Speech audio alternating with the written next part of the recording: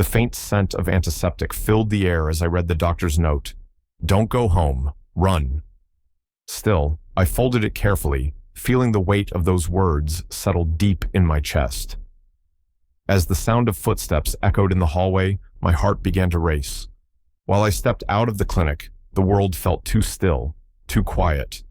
That's when I realized someone knew more than they were letting on, and I was already in too deep to turn back. No one was safe, not even me. Before the story begins, tell me, where are you watching from? I hope your day's gentle and calm. Please like, subscribe, and let's start our story together.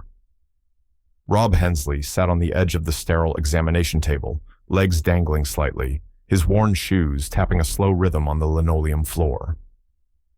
The fluorescent lights buzzed softly above him as he stared at the white walls of Dr. Lowe's office, his mind wandering as he waited.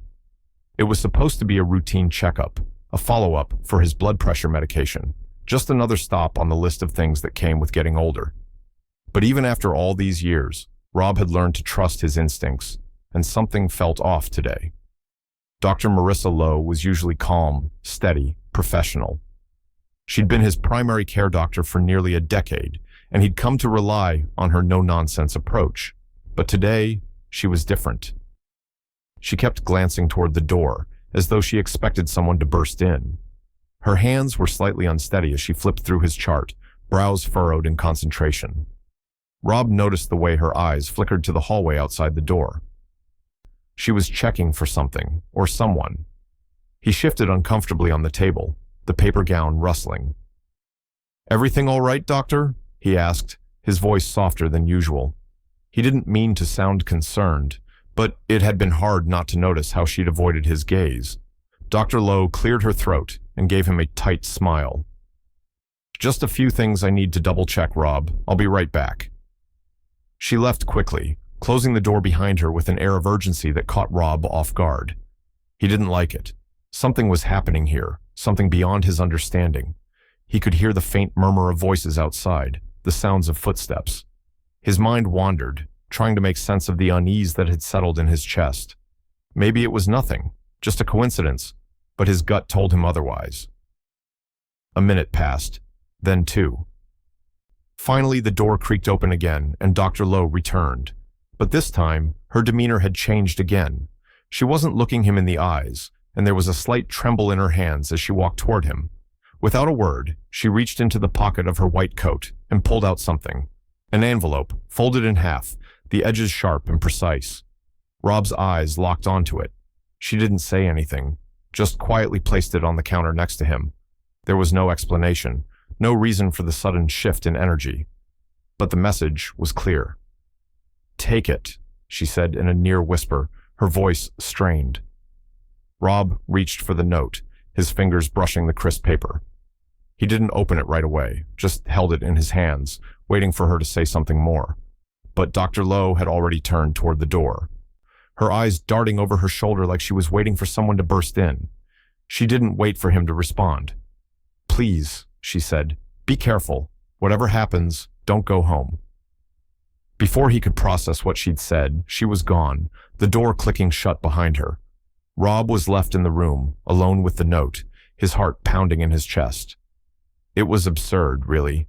A doctor telling him not to go home? What was she warning him about? He stood up slowly, the room spinning slightly. With trembling hands, he unfolded the paper. The words were short, handwritten in a scrawl that made his stomach tighten. "Don't go home. Run." His pulse spiked. The world felt suddenly off kilter. What the hell was this? His mind raced, but no clear thoughts emerged. His instinct screamed at him to leave, to get out of here before whatever was happening caught up with him. Rob stuffed the note in his coat pocket, his breath shallow. He glanced at the door, half expecting someone to rush in, but the hallway outside was eerily quiet. He couldn't stay here. He couldn't go home either. But where the hell was he supposed to go? His mind scrambled, trying to think of some logical reason for the doctor's strange behavior, for her cryptic warning. But logic wasn't helping. Not anymore. He walked to the restroom at the far end of the clinic, his steps slow and deliberate, trying to steady himself. Inside, he leaned against the sink and stared at his reflection in the mirror, But the man looking back at him didn't seem like the same person. The weight of what had just happened pressed on him, suffocating, as his fingers traced the edge of the note in his pocket. He didn't know what was coming next, but he knew one thing for certain. His life had just changed. Rob took a deep breath, feeling the tension in his chest. Whatever this was, whatever had just begun, it was bigger than he could understand.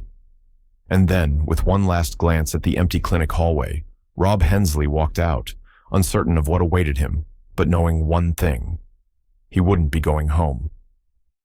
Rob's hands gripped the steering wheel, knuckles tight as he pulled out of the clinic parking lot. The weight of the note in his pocket seemed to grow heavier with each passing second. Don't go home. Run. The words echoed in his mind, but the more he tried to rationalize them, the less sense they made. He couldn't shake the unease, the sense of something lurking just out of reach. He turned onto the main road, eyes scanning the area with the kind of alertness he hadn't felt in years. But when he glanced into the rearview mirror, it was the car parked across from his that caught his attention. He slowed for a moment, squinting through the drizzle against the windshield. A nondescript sedan, dark, unremarkable, but there was something about it that felt off. His stomach tightened. The car wasn't just parked. It was positioned deliberately, angled in a way that made it hard to ignore. And it wasn't just any car. It was someone he vaguely recognized. A man from his neighborhood, someone he'd seen walking his dog a few times, maybe even exchanged a casual hello with over the years. The man's face flashed in Rob's mind, but it wasn't enough to fully place him. It wasn't that Rob was paranoid. It was just that the timing felt wrong, too coincidental, like something was unfolding just beneath the surface, too close to ignore. Rob's gaze darted back to the road ahead, his heart racing. His first instinct was to go home, but that would be a mistake. If the doctor's note had taught him anything, it was that his life wasn't what it seemed, and rushing back into the lion's den wouldn't help him figure out what was really going on. He reached for his phone, dialing Dana's number, trying to steady his breathing as it rang. "Come on, pick up," he muttered under his breath, but there was nothing. No answer. His mind started to race. Dana never ignored his calls. Where is she? He glanced at his phone's screen again. No missed calls, no messages. Rob tried again, his thumb pressing the dial button. This time, the call went straight to voicemail. The pit in his stomach deepened. His thumb hovered over Ethan's name next. His son's face flashed in Rob's mind, the same charismatic smile that used to light up family dinners, now buried under a mountain of debt and failed ambitions. Ethan had always been reckless, but this was something else. The text he received from him earlier was short, too short. "Got it, Dad. Don't worry." That was all. No mention of the fraud claims, nothing about Dana, just a vague, dismissive reply that didn't sit right with him. Rob sent a quick text to Ethan. "Where are you? Is everything okay?" He hit send and waited, watching as the little bubbles appeared for a brief moment before fading into nothing. A few seconds later, the message finally came through. It was short again. "Yeah, all good." Rob's grip on the wheel tightened. Something was wrong, something deeper than just his son's financial mess. The unsettling feeling in his chest grew, gnawing at him, refusing to let go. He couldn't go home yet, not like this.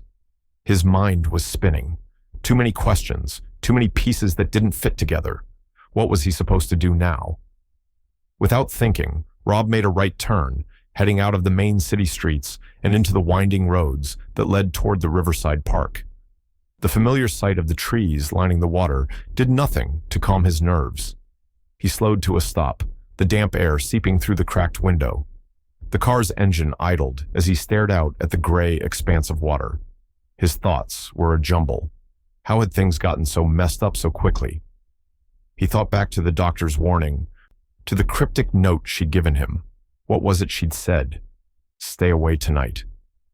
Rob opened the glove compartment, fumbling through papers until his fingers brushed the crinkled note. He pulled it out again, holding it with trembling hands. The words stared back at him. "Don't go home. Run." A cold shiver ran down his spine. He looked around the empty park. No one was in sight. No one but him. sitting in his car, trying to piece together the puzzle of his life that was slowly crumbling before his eyes. What was he missing? Rob leaned back in his seat, running a hand over his face, feeling the weight of the situation pressing down on him. The silence of the park did nothing to help the growing tension in his chest. He thought about Dana, her voice earlier, the way she'd sounded so distant when he'd tried to call. He thought about Ethan, the man he had raised, now tangled up in something dark. And through it all, he couldn't shake the feeling that someone was watching him, waiting for him to make the wrong move. A small noise from the phone in his hand pulled him out of his thoughts. Another text from Ethan had come through. "Dad, everything's fine. I'm fine." But it didn't feel fine. It didn't feel like anything was fine anymore. Rob glanced at the note again, then out at the empty park, his pulse quickening. Something was coming, and he could feel it just on the horizon. And whatever it was, he couldn't let it catch him off guard. Not now. Not when everything was unraveling. He tossed the note onto the passenger seat, the words now a warning he couldn't ignore. He was done waiting. Rob was going to get to the bottom of this, no matter where it took him. The phone buzzed in Rob's pocket, and for a moment he almost ignored it. He was parked on the edge of the Riverside Park, still digesting the cryptic note from Dr. Lowe. "Don't go home. Run." His mind was a mess, pieces of a puzzle he couldn't seem to put together. The car had set him on edge. Ethan's short response had only fueled the fire, and now the phone was buzzing again.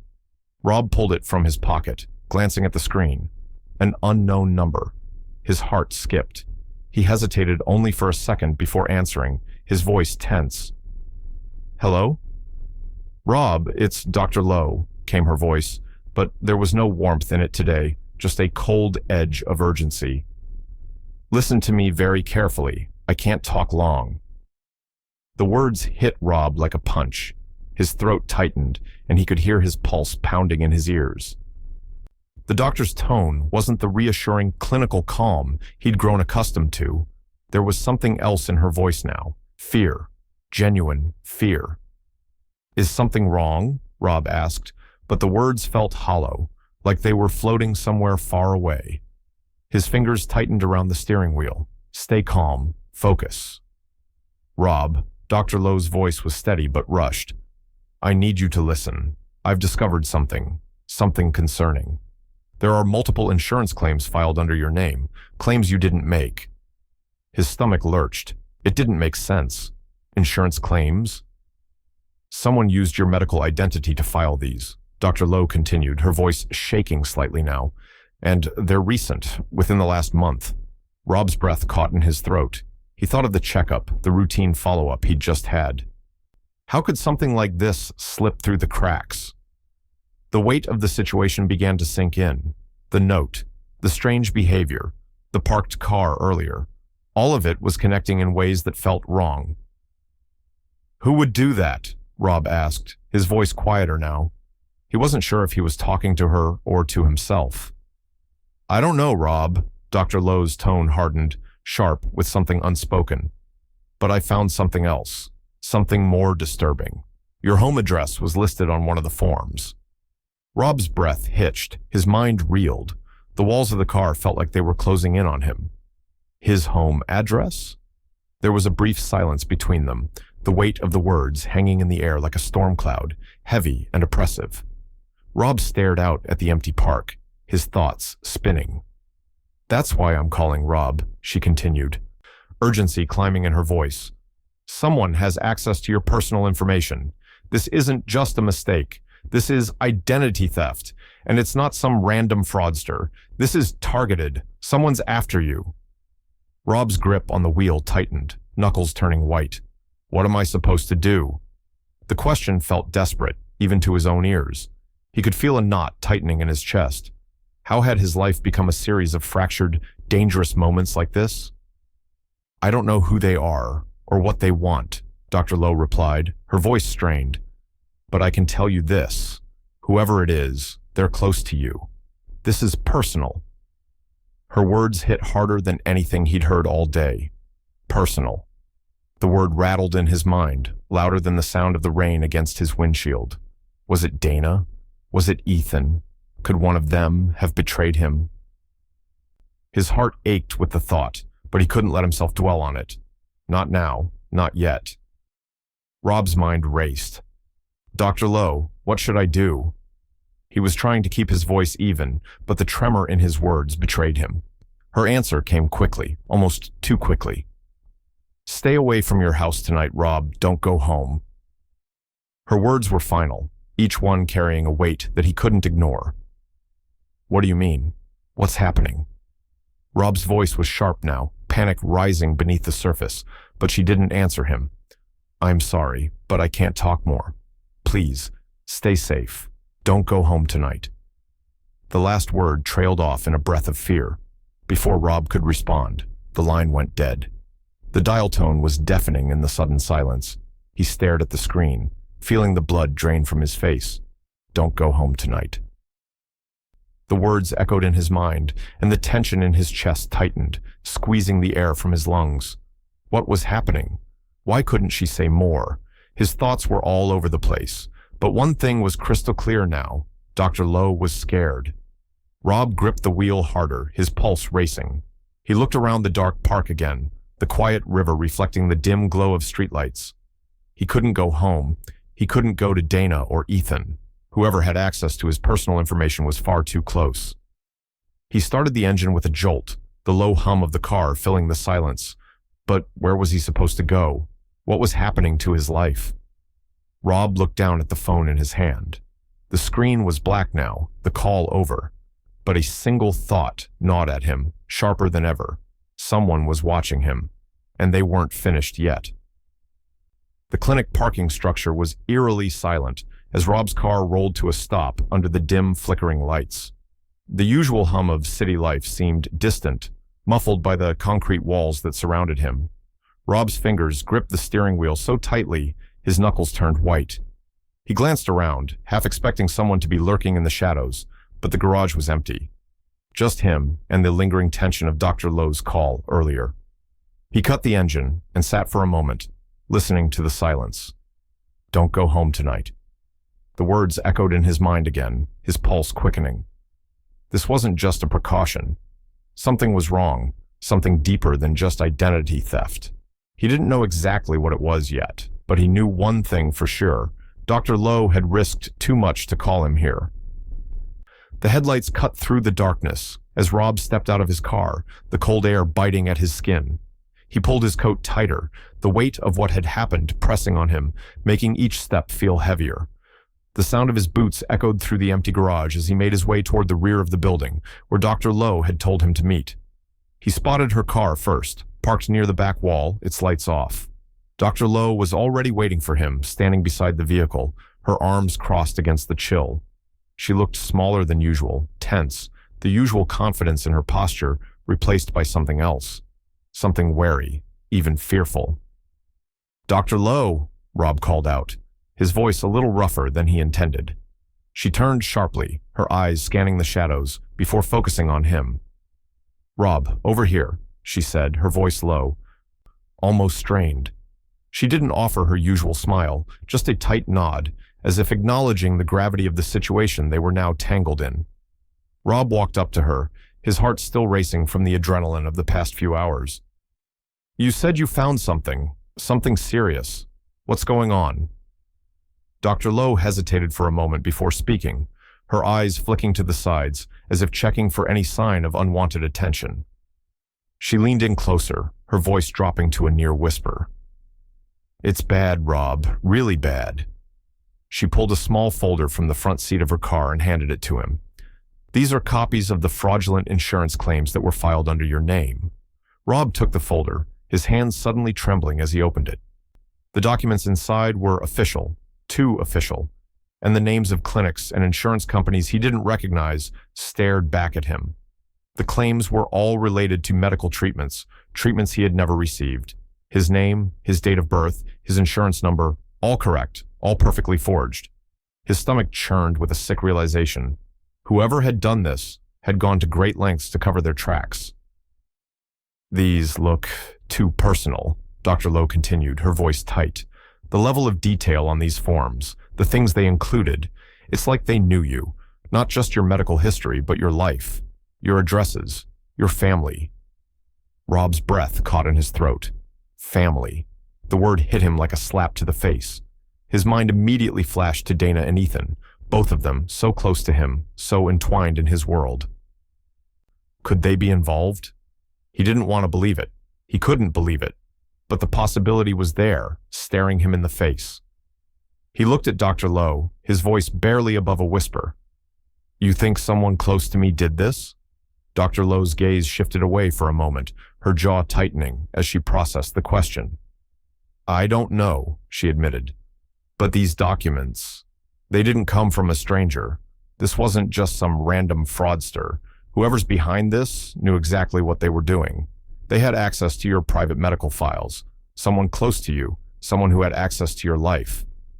Rob's chest tightened, the weight of her words sinking in. His mind screamed with questions, but all he could focus on was the sinking feeling in his stomach. Could Ethan have done this? Or Dana, his own family, the people he trusted most? Was it possible they were involved? Dr. Lowe placed a hand on his shoulder, her expression serious but not unkind. Rob, this is serious. You need to contact a financial crimes detective. You can't handle this on your own. Whoever did this.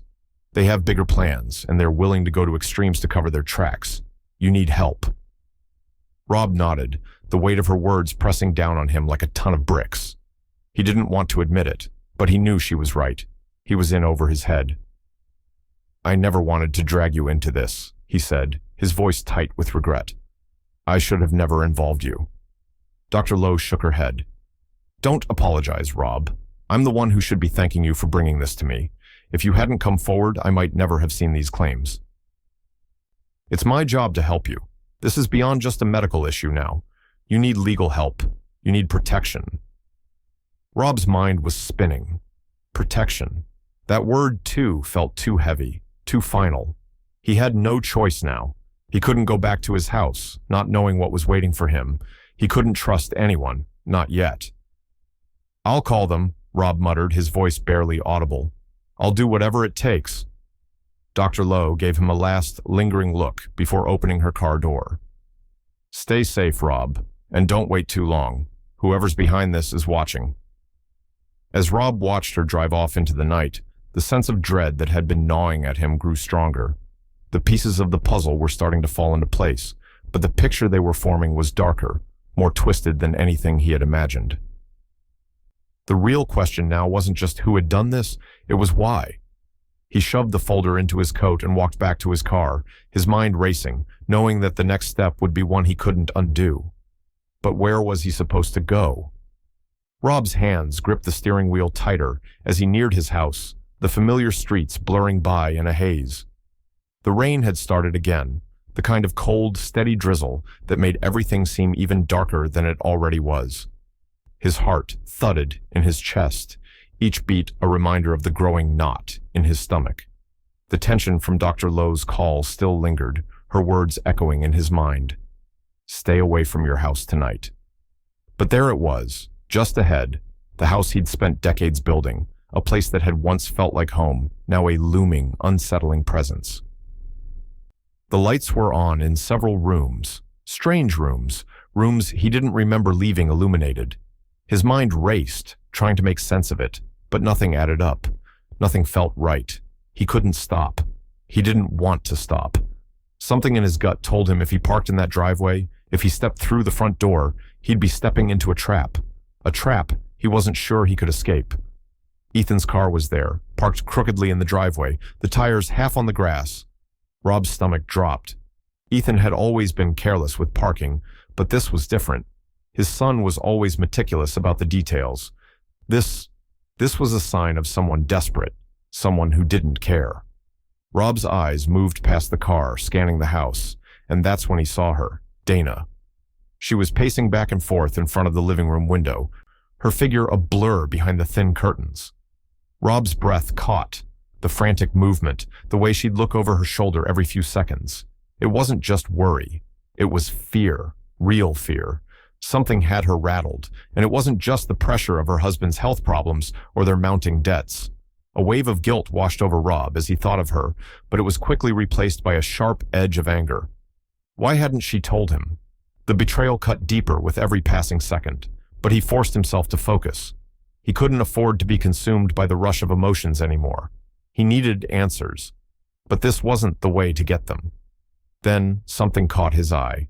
The same unfamiliar car he had seen parked across from his in the clinic's lot was now parked just a few spaces away from Ethan's, half hidden under the cover of a tree. Rob's pulse spiked. The chill in his bones deepened. What the hell was going on? He scanned the vehicle quickly, but the windows were tinted too dark to make out any details. All he could see was the outline of the car, standing there like an uninvited guest, lingering too long, too close to his family. His stomach twisted in knots. Whoever had been following him wasn't just a stranger. They were connected to this. They were connected to his life, to his family. A wave of panic threatened to rise in his chest. I can't do this. I can't go in there. Not like this. Rob hit the brake and slowly drove past the house, his eyes never leaving it. He couldn't stop, couldn't approach. The uncertainty gnawed at him, the urge to know what was really going on, to confront Ethan and Dana, but something deep inside him knew it wasn't the right time. If he went in there now, if he confronted them now, it might push them further away, or worse, put them all in danger. He needed more. He needed to understand what had happened before he made a move he couldn't take back. His hands shook as he turned the wheel, guiding the car toward a familiar turn. The house slowly faded from view in the rearview mirror, but the ache in his chest remained. His thoughts spiraled, moving faster than the car on the slick roads. The only place he could think to go was Alice's house. His old neighbor, Alice Brooks, the one person who had always kept an eye on things. She was like family, always there with a kind word, always alert when something felt off. He hadn't seen her in weeks, but if anyone would understand, it would be her. Rob's eyes flickered to the street sign, guiding him toward her house. He drove through the quiet suburban streets, passing rows of neatly kept homes, the familiar scene both comforting and unsettling at the same time. The world seemed to go on as normal, oblivious to the storm brewing in his life. When he finally pulled up in front of Alice's house, he sat for a moment in the car, staring at the front door. The lights were on inside. She was probably watching TV or reading a book, completely unaware of the chaos Rob was about to bring to her doorstep. With a deep breath, he opened the door and stepped out into the night air, feeling the damp chill seep into his bones. He walked up to the porch and knocked, the sound sharp in the stillness of the night. A few seconds passed before the door opened, and Alice stood there, her silver hair framing a face that had always been kind. But tonight there was a worry in her eyes. "Rob," she said, her voice warm but laced with concern. "What's going on? You look like you've seen a ghost." Rob opened his mouth to speak, but the words stuck. What was going on? How could he explain this? How could he put into words the mess his life had become? Instead, he stepped inside, closing the door behind him. Alice stepped back to let him in, her gaze lingering on him, waiting for him to speak. But Rob didn't know where to start. Not yet. The truth was, he wasn't sure he could handle whatever was waiting for him inside that house. But for now, Alice's quiet, steady presence was the only thing he could trust. Alice's house smelled of warm cinnamon and old wood, a comforting scent that had always made Rob feel at home, even during the quietest, most uncertain moments of his life. She opened the door before he could knock again, her familiar smile immediately fading into concern when she saw his face. "Rob, what's going on?" Alice's voice, though soft and gentle, carried a weight that told him she'd noticed something wasn't right. Rob stepped inside without a word, the cold air from the night pressing against his skin. He had no plans to explain everything just yet. He didn't even know where to begin. Instead, he let his tired legs carry him to the couch. Alice followed, her footsteps slow but deliberate, as if she already knew he wasn't going to tell her everything. "Can I get you something to drink? Tea? Coffee?" she asked, but Rob just shook his head. His mind was too scattered, too full of questions. "No, thanks, Alice." He exhaled deeply, sitting down on the edge of the couch, his hands clenched in his lap. He didn't know how to frame the storm brewing inside him. Alice stood there for a moment, watching him, before taking a seat beside him. "Something's happened, hasn't it?" She didn't wait for him to answer, her gaze narrowing as if piecing together the parts of a puzzle she'd been watching from the sidelines for far too long. Rob hesitated. How much should he tell her? But then, Alice had always been someone he trusted. She was sharp, and she had lived next door for years, watching, listening. Maybe she knew more than he realized. Finally, he spoke, his voice hoarse. Ethan, my son, I think he's involved in something dangerous. And Dana, I don't know, she's acting different too. I feel like I'm losing control of everything. Alice nodded slowly, her expression serious but not surprised. She didn't press him for more, just waited for him to continue. And Rob, despite his doubts, found himself speaking before he could stop. I saw things tonight. His car, parked wrong, lights on in rooms I don't remember leaving on. Dana, pacing in front of the windows, she's terrified. And there's this other car, the same one I saw earlier at the clinic. It's parked near my house now. Something's going on, Alice. Something I don't understand. Alice's face remained unreadable, but Rob could feel her mind working behind her calm exterior. She took a deep breath and let it out slowly. Ethan. He's been coming over at odd hours, Rob, she said quietly, her voice edged with concern. I don't know what it's about, but I've seen him slip inside when he thinks no one's around. He's been acting strange, more than usual. It's like he's hiding something. Rob felt a cold jolt in his chest, a pang of disbelief. Ethan had always been impulsive, reckless, but this felt different. His son was hiding something from him, and Rob hadn't seen it until now. He hadn't wanted to. The thought of it made him sick. 2 nights ago, Alice continued, her voice quieter now, I saw Dana out on the porch. She was crying, Rob. I don't know what happened, but she was holding her hands over her face like she couldn't breathe. Alice paused, her eyes dropping to the floor. I wanted to go out and ask her if she was okay, but I didn't. I should have. I didn't know what was going on, but I knew something wasn't right. Rob's stomach dropped as the weight of Alice's words settled in. Dana, his wife, crying on the porch, hiding her pain, hiding the truth. The betrayal hit harder than any accusation. Why didn't you say something sooner? Rob's voice was raw, thick with anger. He didn't mean to sound accusatory, but the frustration boiled up inside him. Why didn't you tell me about this before? I didn't know, Rob, Alice replied softly, her eyes filled with a kind of regret. I wasn't sure what I was seeing. I didn't know if it was my place to get involved. But Rob wasn't listening to her anymore. His thoughts were consumed by the image of Dana, his wife, the woman he'd spent decades with, crying on the porch, keeping secrets from him, hiding the truth of their life together. What had she gotten herself into? And then, as if the pieces of the puzzle were falling into place with a sharp, jagged precision, Alice added, I overheard something. Ethan, he was on the phone, Rob. I was in my living room, and I couldn't help but hear part of the conversation. He said, he can't know yet. Rob's blood ran cold at the words. He can't know yet. The meaning of that was clear. Whatever was happening, whatever Ethan and Dana were involved in, it wasn't just about money or a temporary mistake. It was bigger, deeper. His heart hammered in his chest. What had they done? What had he missed? Alice's voice broke through his thoughts. Rob, I think you need to stay here tonight. You're not safe at your house. Not right now.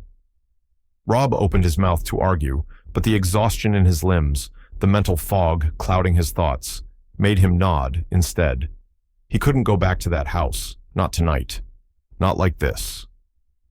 Thanks, Alice, he muttered, barely hearing his own words as he tried to make sense of everything.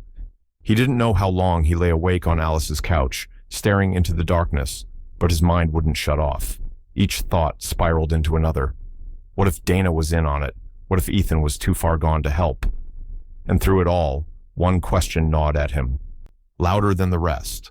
What had they done that they couldn't let him know yet? The sun was just beginning to rise when Rob pulled up to the small, unassuming police station.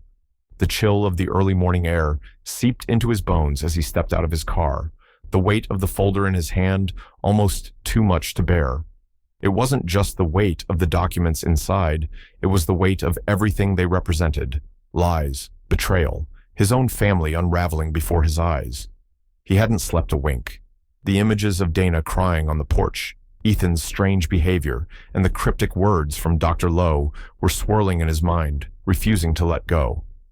Rob had spent the entire night pacing in Alice's living room, replaying everything over and over, but nothing made sense.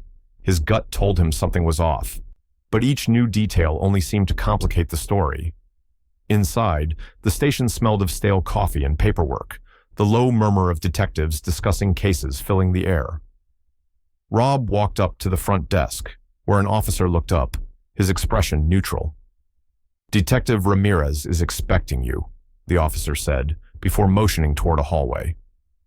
Rob nodded, his stomach tight as he walked down the narrow corridor, the sound of his footsteps echoing off the walls. He had no idea what he was about to hear from Ramirez, but after everything that had happened, he knew it was time to stop pretending. He needed help, and maybe, just maybe, the detective could provide the answers he was desperately seeking. Ramirez's office was tucked in the back corner of the building, its door slightly ajar. Rob knocked gently before entering. "Mr. Hensley, good to see you again." Detective Cole Ramirez stood up from behind his desk, his expression calm but measured.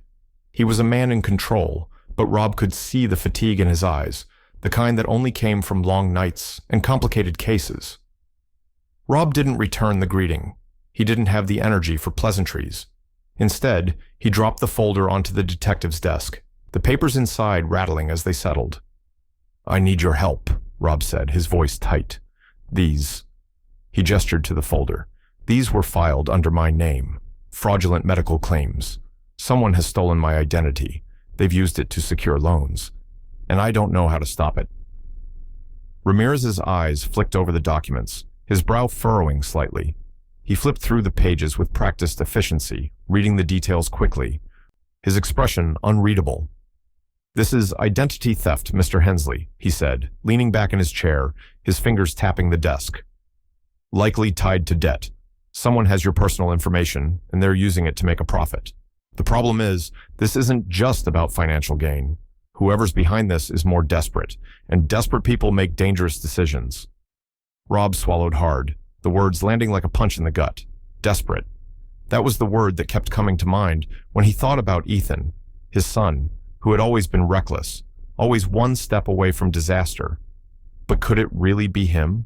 Could he be the one who had stolen his father's identity, put everything at risk? I think it's Ethan," Rob admitted quietly, the confession hanging heavy in the air. "But I can't be sure. I don't want to believe it. But the signs are all there. I've seen him acting strangely, avoiding me. And my wife, Dana, she's hiding something too."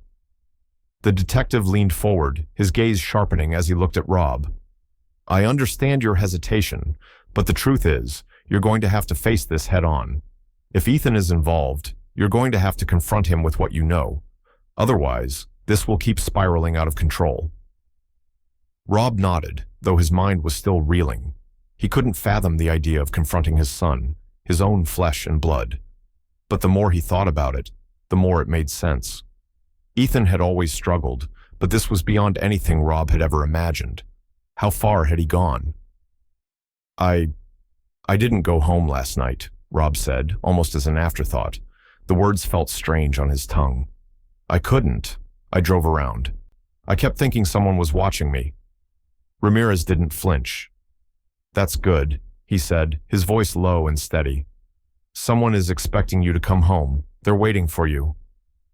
Rob's stomach dropped. The words hit him like a freight train, waiting for him to come home. The feeling of being watched, of being followed, had gnawed at him all night. But hearing Ramirez confirm, it was like a cold slap to the face. "Who are they?" Rob asked, his voice rising in desperation. "What do I do now?" Ramirez stood up, his demeanor calm, but with a sense of finality. "We need to be careful. If you're right, if Ethan is involved, then we're dealing with more than just a few fraudulent claims. Someone's using your identity, and they're going to want to protect it. I suggest we start by reviewing your home security footage. We can see who's been coming and going when you weren't there." Rob nodded, feeling the weight of the situation sink deeper into his bones. But even as he agreed, the question that had been haunting him remained unanswered. Who was behind all of this? And more importantly, what did they want? Rob sat in the dimly lit office of Detective Ramirez, his eyes locked on the monitor in front of him. The sterile glow of the screen cast a cold light over his face as he watched the video feed, waiting. Every muscle in his body was taut with anticipation, but inside, his heart was already sinking. The truth, whatever it was just out of reach. He could feel it. Ramirez sat beside him, clicking through the security footage remotely, his expression calm but focused. The usual detective's demeanor was replaced by something more deliberate, like he was piecing together a puzzle that didn't quite fit.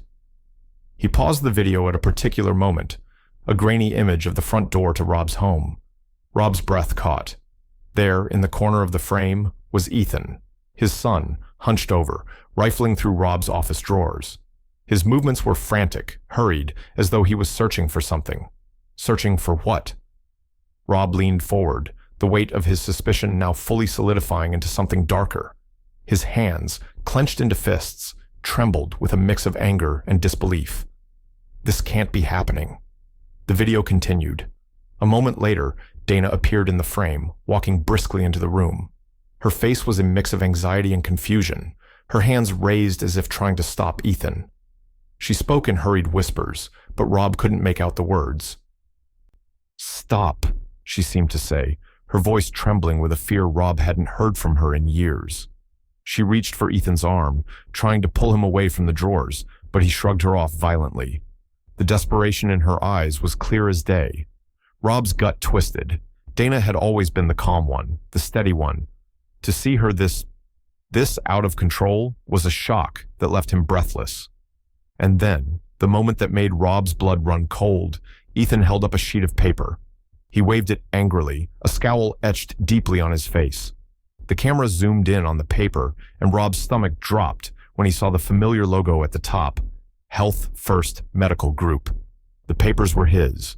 Rob recognized the bold, unmistakable markings, his medical files, his personal information, his identity, out there in the open, in the hands of his own son.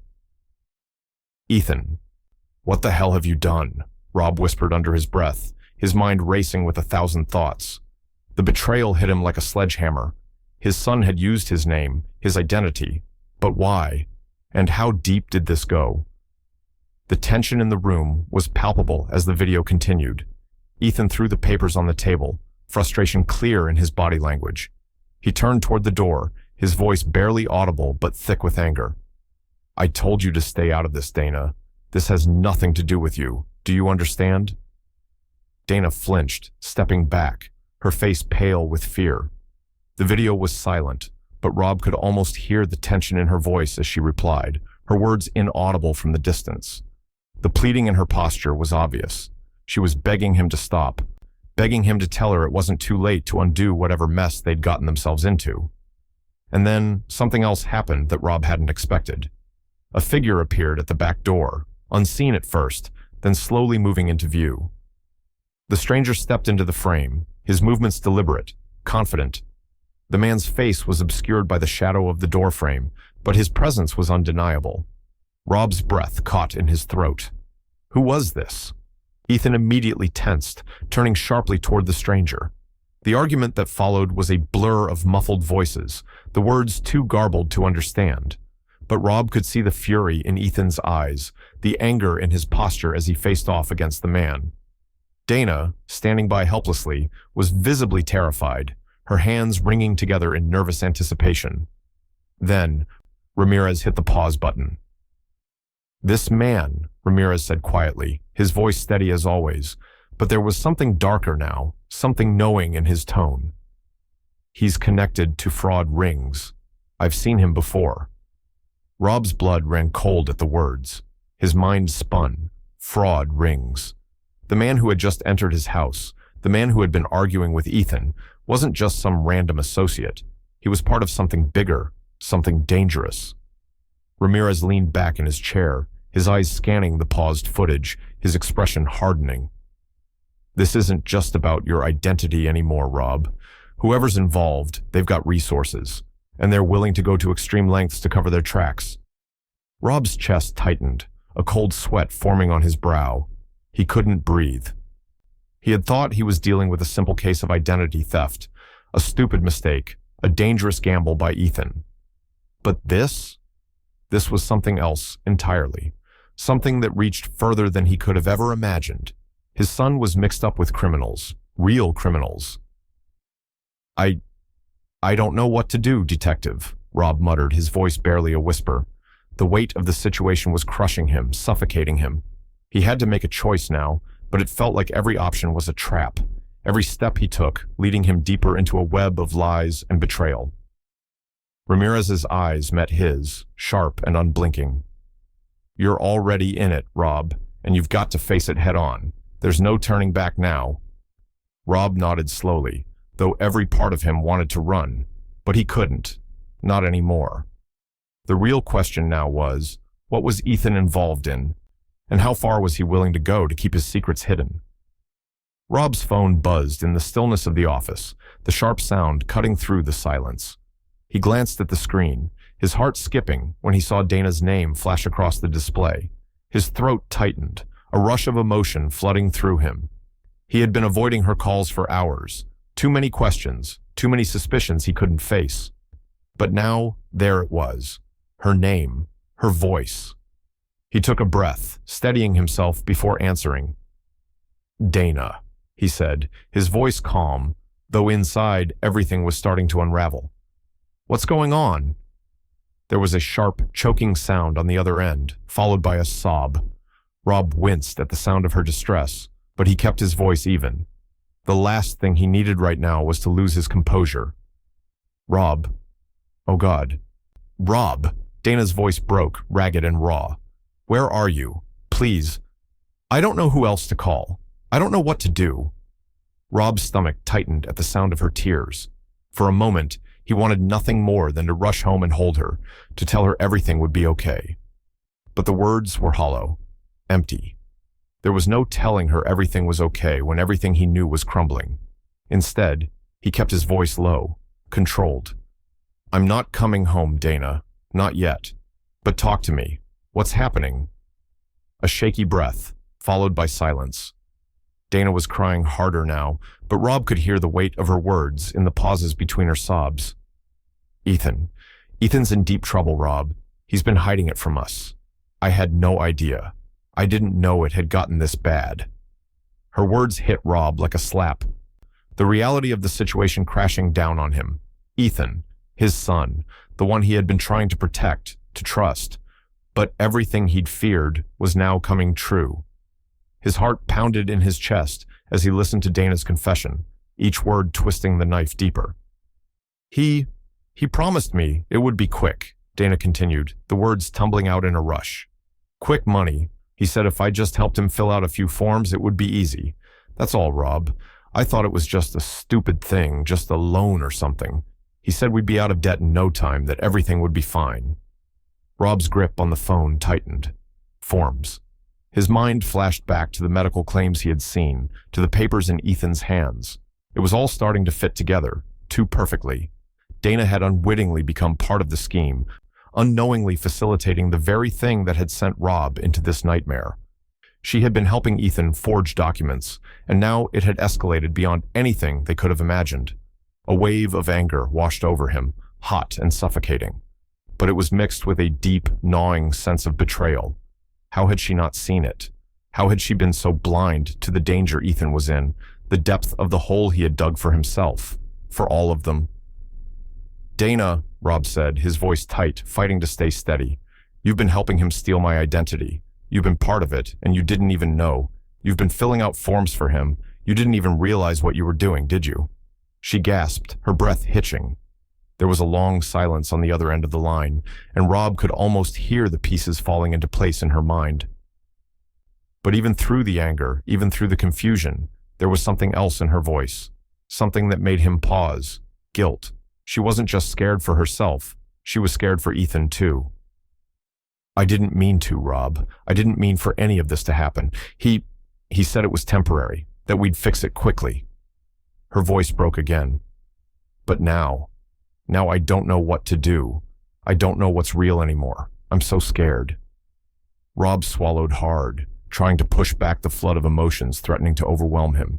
He didn't know what to say to her. He wanted to be angry, to yell at her for not seeing it, for not understanding the danger, for getting them all wrapped up in something they couldn't undo.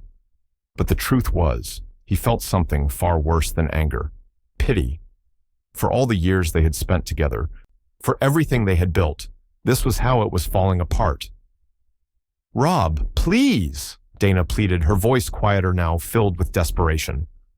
"Please, come home. We can fix this. We can fix everything. Just come back, Ethan. He's gone too far. He's scared. We can fix it. We can—" But Rob wasn't listening anymore. His thoughts were spinning, everything in his mind crashing together.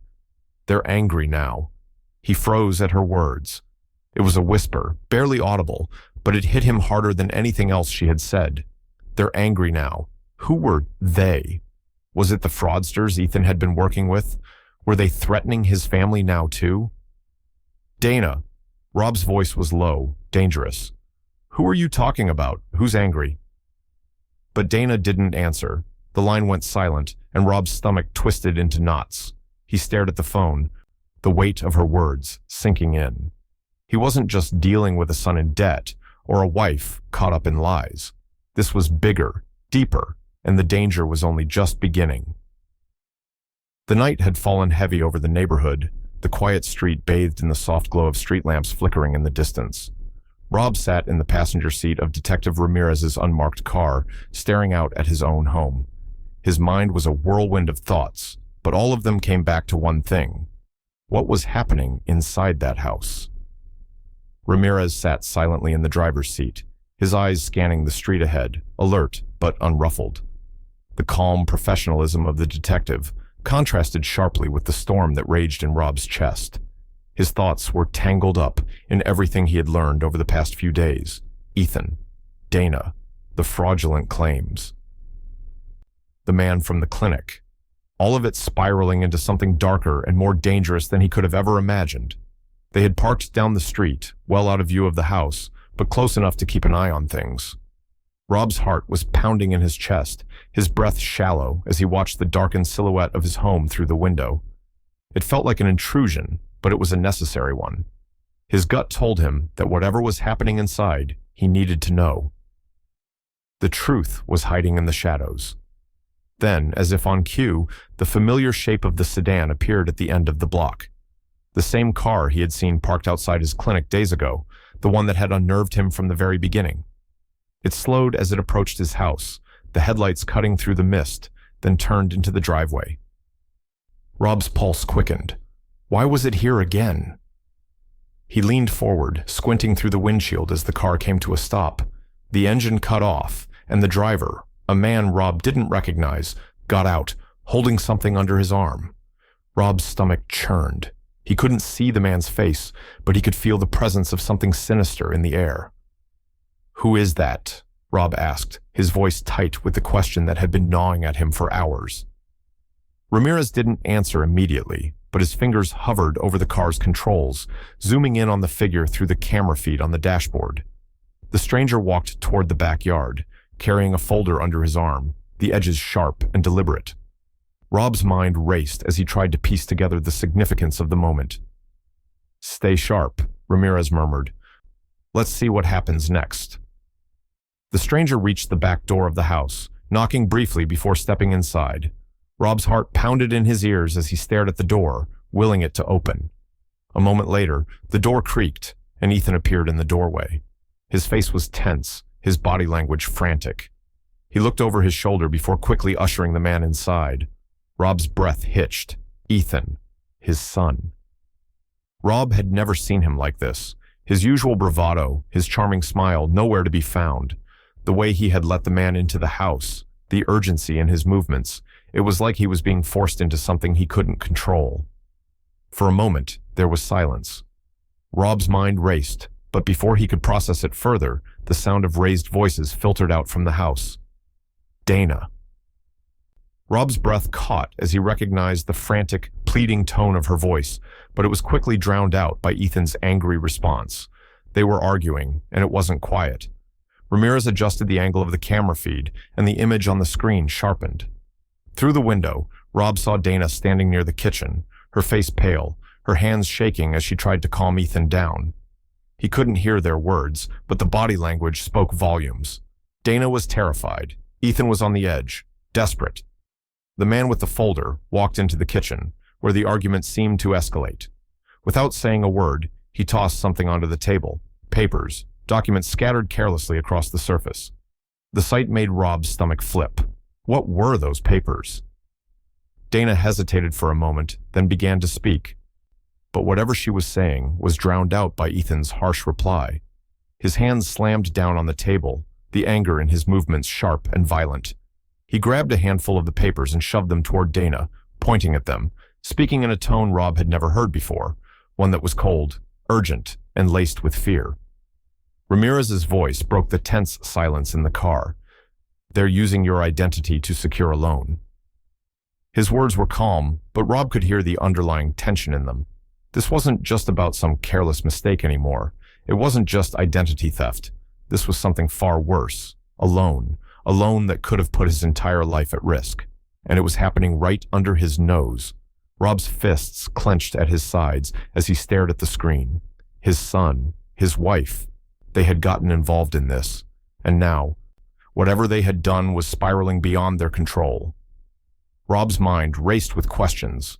What had Ethan promised them? How deep had they gotten into this mess? And why was Dana so terrified now? The image on the screen froze for a moment as Ramirez rewound the footage, taking in every detail. Rob couldn't look away. He needed to understand. He needed to know what was happening inside his home, but even as the truth began to unfold, he realized something. It was too late. They were already in too deep.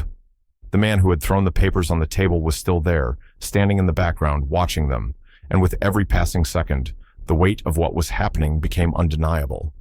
Rob's voice was barely a whisper. "What do we do now?"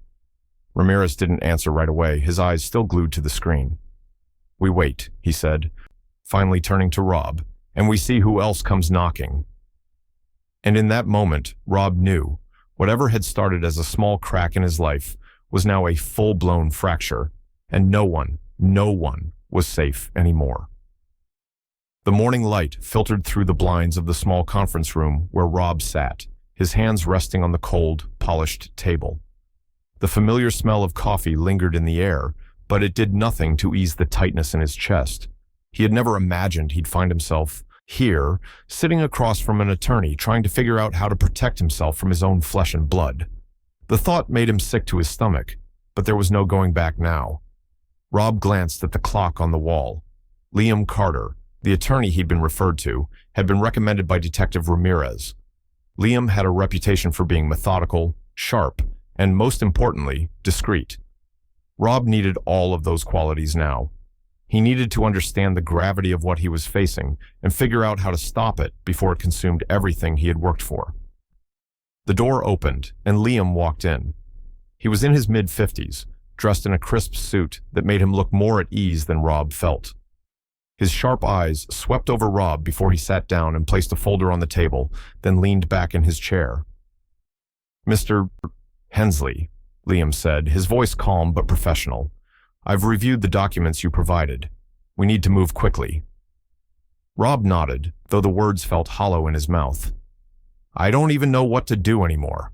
I thought it was just some scam, some mistake. But it's bigger. My son, my wife, they've gotten mixed up in something and now it's spiraling." Liam opened the folder and began to look through the fraudulent medical claims, the forms that had triggered this entire nightmare. He flipped through the pages with practiced efficiency, his eyes scanning each line. Rob watched him, feeling a sense of helplessness settle in his chest. Every document felt like another piece of his life, his identity slipping away. He wanted to reach across the table and tear them up, destroy the evidence, but he knew better. This wasn't going to go away. No amount of denial would fix this. "These claims are serious," Liam said, his voice neutral but firm. "They're not just a few bogus charges here and there. This is identity theft, and it's clear someone used your information to secure loans, Fraud on a large scale. Rob's throat tightened. Loans. He hadn't fully processed what that meant yet, but hearing Liam say it out loud brought the reality crashing down. If someone was using his identity to secure loans, it was more than just his credit that was at risk. It was his entire future, his home, his savings, everything. Liam met Rob's gaze. We need to protect what's left of your assets. First things first, you need to freeze your credit. No new accounts can be opened in your name, and we need to block access to your bank accounts and insurance records. This can't wait. Rob swallowed hard, nodding. His brain was still trying to catch up with the urgency of Liam's words. Freeze his credit? Block his accounts? His thoughts flickered to Ethan, his son. How deep was he in this? How far had they gone to steal from him from their own family? Okay, Rob muttered, his voice thick. What else? What do I need to do? Liam hesitated for a moment before answering, his tone softer now. We also need to consider your safety. The people involved in this, whoever they are, they're not going to take kindly to being exposed. You're already at risk. We can't just let this go without protecting you and your family. I'd recommend preparing a quiet restraining order just in case. Rob felt a chill run down his spine at the words. A restraining order. That was for people who were in danger. People whose lives were being threatened. But the thought of taking such a drastic step against his own son felt like a betrayal of its own. How could he go down that road? How could he do that to Ethan? Rob's hands clenched into fists on the table, the weight of his decision heavy on his chest. It's my son, Liam, he said, his voice shaking with the emotion he had been holding back. I can't just turn around and file a restraining order against him. I'm not some stranger to him. He's my flesh and blood. Liam didn't flinch. His eyes were steady, understanding, but firm. You have to protect yourself first, Rob. Your son is involved in something dangerous, something that could ruin you, your life. You can't let your emotions cloud your judgment. The emotional part comes later. Right now, you need to think clearly. The words hit Rob like a punch to the gut. He had spent his entire life protecting his family, doing everything he could for them, and now he was being told that he had to protect himself from them. He had to draw a line in the sand, and the worst part was, he knew Liam was right. Liam's voice softened. I understand this is hard, but your safety is the priority. Everything else, your son, your wife, it all comes after that. Rob's mind was a whirlpool of emotions, but deep down, he knew Liam was right. His world had been shattered, but he couldn't let it pull him under. Not yet. I'll do what needs to be done, Rob said, his voice strained but resolute. I'll protect myself, then I'll figure out what to do about Ethan.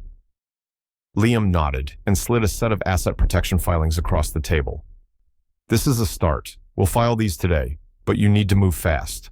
Every day that goes by, the more dangerous this situation gets. Rob took the papers, his mind racing. Protect myself first.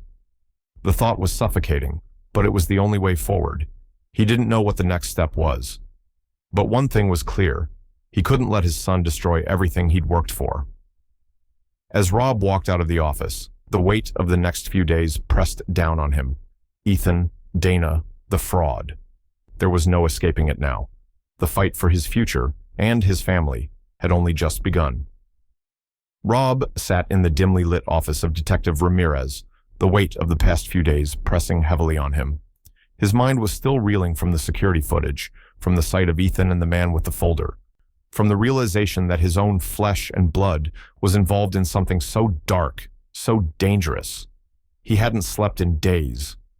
His heart raced with each passing second, a constant reminder of the mess he was now trapped in. Ramirez, ever the professional, sat across from him, his fingers steepled together. He studied Rob, his calm demeanor a stark contrast to the chaos brewing inside the man. I think it's time for a confrontation, Ramirez said, his voice measured.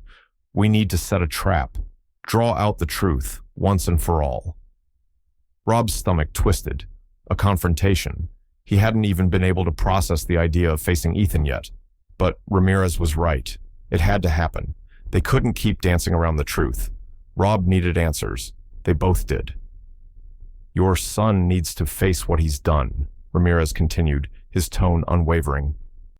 But it has to be controlled. You can't walk into that house alone. You're too emotionally involved. We need to catch them off guard, expose everything before they can lie their way out of it. Rob nodded slowly, though the thought of confronting Ethan sent a sharp pang of pain through his chest. How had it come to this? His own son, the one he had raised, now a stranger involved in a web of lies and fraud. Rob felt a wave of anger rise within him, but it was quickly replaced by the deeper, quieter ache of betrayal. He had trusted Ethan, and now that trust was shattered, broken into pieces too small to ever piece back together. His phone buzzed in his pocket, interrupting his thoughts. It was a text from Dana. He stared at the screen for a moment, his pulse quickening when he saw the message. Ethan's spiraling. Rob's breath hitched. Spiraling. What did that mean? Was Ethan getting more reckless, more dangerous? Rob's stomach knotted as the anxiety of it all pressed down on him. He typed a quick reply. "We need to talk. Meet me privately."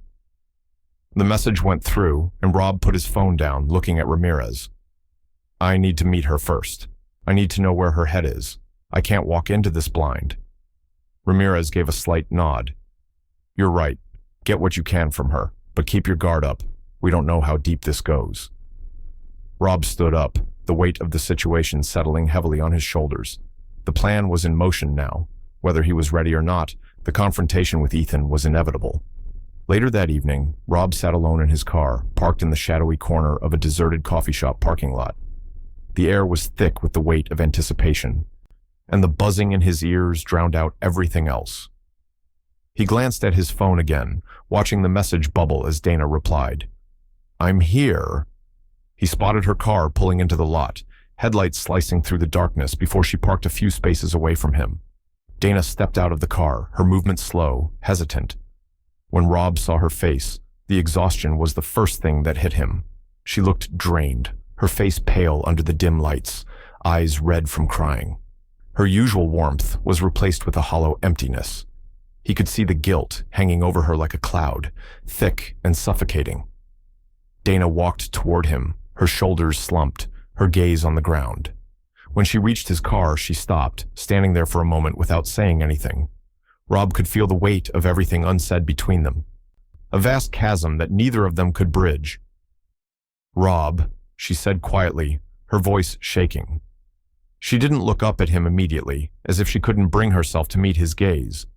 When she finally did, her eyes were filled with so much sorrow that it almost broke him. "I didn't know. I never meant for this to happen." Rob opened his mouth to speak, but the words caught in his throat. She didn't know. She hadn't known about the extent of Ethan's actions, but that didn't change what had happened. It didn't change the betrayal. It didn't change the fact that she had unknowingly been complicit in it. "Dana, what happened?" Rob's voice was rough, like a dam about to break. "How did we get here? How did Ethan get so far into this?"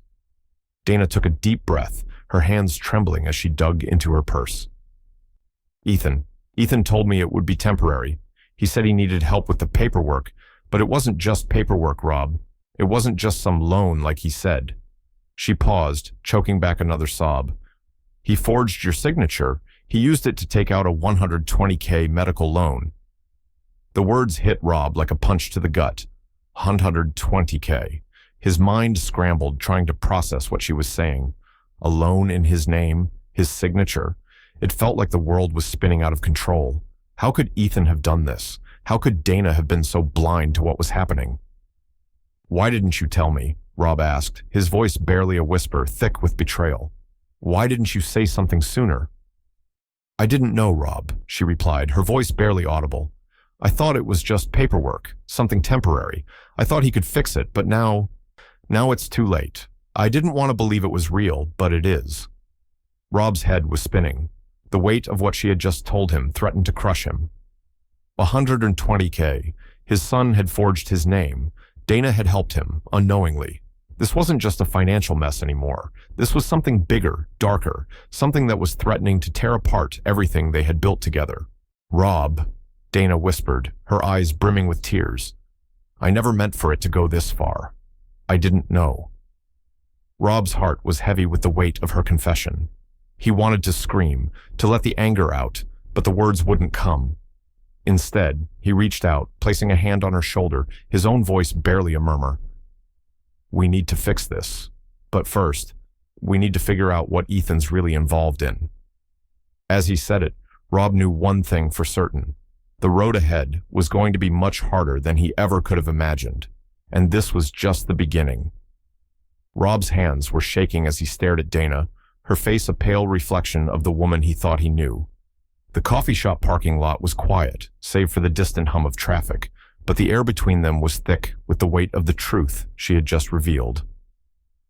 His mind, still spinning from the conversation, struggled to grasp the enormity of what was unfolding.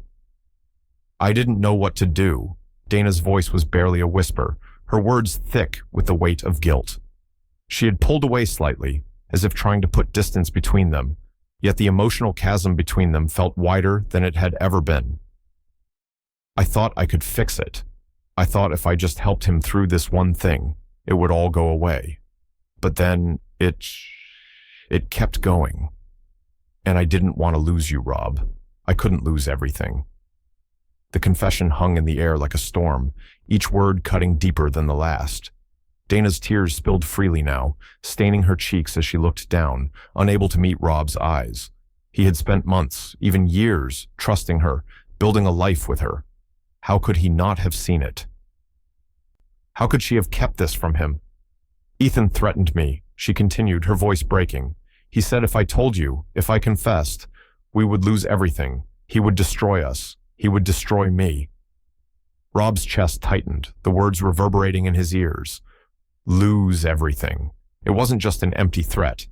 She had believed him, had been trapped in a web of fear and guilt. The thought of Ethan, his own son, using that kind of leverage against her, against their family, was more than Rob could bear. The anger, the betrayal, the sense of being blindsided, it was all there, but beneath it, there was something else, something softer. A quiet ache that grew louder with every word Dana spoke. "Why didn't you come to me?" Rob whispered, the grief in his voice almost too much to contain. "We could have figured this out together. We could have—" But Dana was already shaking her head, her hands pressing against her face as though trying to block out everything she had done. "I thought it was temporary. I kept telling myself it was temporary," she said, her voice barely above a sob. "He promised we would fix it quickly. He said it would be over soon, that it was just a loan, just paperwork. He said we could handle it, that we'd get out of debt, that everything would go back to normal." Her words hit Rob like a punch to the gut. The crushing weight of what she had just admitted overwhelmed him. Temporary. It had always been the lie, hadn't it? Ethan had lied to them both, used Dana's love and trust to drag her into something that was anything but temporary. Rob's heart ached, not with anger, but with an unbearable sadness. How long had Dana been carrying this weight? How long had she been too afraid to tell him the truth? He could feel his chest tightening, not with rage, but with a deep, aching grief. The life they had built together, the years of trust, they had all been built on a foundation of lies, and now that foundation was crumbling before his eyes. The betrayal was raw, deep, but the sorrow was a knife twisting in his gut. "I'm so sorry, Rob," Dana whispered, her voice trembling as she reached out to him. Her hands were shaking, but Rob couldn't bring himself to take them. Not yet, not while the truth was still sinking in. He closed his eyes, trying to steady his breath, but it felt like the world was spinning out of control. He wanted to be angry. He wanted to scream at her, demand to know how she could have been so blind, how she could have helped Ethan get so far into this mess. But the anger didn't come. Instead, he felt his heart breaking for her, for them both. "Dana, you didn't have to protect him from me," Rob said quietly, his voice thick with emotion. "You didn't have to keep hiding this from me. We could have fought this together. But now it's too late." Dana's shoulders trembled as she began to sob, the weight of the years of secrets crashing down on her. "I didn't know what else to do, Rob. I didn't want to lose you. I didn't want to lose him. I thought if I just kept pretending, I thought it would go away." The tears that had been welling in Rob's eyes for so long now spilled over. He wasn't sure when he'd stopped being angry and started feeling something deeper, something he wasn't ready to face. His family was fractured, Ethan had shattered it, and there was no going back. "I know you didn't mean for this to happen," Rob said softly, "but now we have to deal with it, together, or apart, but we have to deal with it." Dana wiped her eyes, nodding through her tears. "I know, Rob. I'm so sorry." Before Rob could say anything else, a low voice interrupted them. "We're recording this conversation for the record." Detective Ramirez's calm voice came from behind them. He had been standing at the edge of the lot, taking notes. "Dana, you're now a cooperating witness." Rob turned, his eyes locking with the detective's. Ramirez had been waiting for this moment, the moment when Dana would finally admit the truth. Rob hadn't realized until now just how much of a role she had played in everything, how she too had been manipulated by Ethan's lies. But now, there was no more denying it. She was as deep in this as anyone. Rob's chest tightened. He had been hoping for some kind of resolution, some catharsis, but instead, he felt more lost than ever. A cooperating witness. That meant Dana had to face the consequences too, and that meant they both had to make a choice. "I have to face him," Rob muttered, the words barely escaping his lips. Dana looked at him, her expression filled with guilt and fear. "Rob, please, be careful. He's not the same anymore. I don't know who he is anymore." But Rob knew deep down that there was no turning back now. He had to confront Ethan, face him head on, no matter what it took. The question was, would he survive what Ethan had become? The police car sat quietly in front of Rob's house, its lights flashing in the distance, casting a surreal glow across the darkened street. Rob's heart was hammering in his chest, a mix of fear and determination tightening every muscle in his body. He hadn't been home in days, not since Dr. Lowe's warning, not since the flood of revelations about Ethan's betrayal. Now, standing in front of the house that once felt like a sanctuary, Rob could barely recognize the man he had become. Was he still the same man? Detective Ramirez stood beside him, a calm presence in the midst of the storm. "You're sure about this, Rob?" Ramirez asked, his voice steady, like he was asking about any other routine assignment. But Rob could hear the subtle edge beneath his words. This wasn't just a case anymore. This was personal. Rob nodded, though his throat tightened. "I don't know how much longer I can pretend. I need answers, Detective, and I need them now." The door to his house loomed ahead, the dark interior visible through the windows. Rob could see the faint light flickering from inside, the silhouette of movement behind the blinds. Ethan.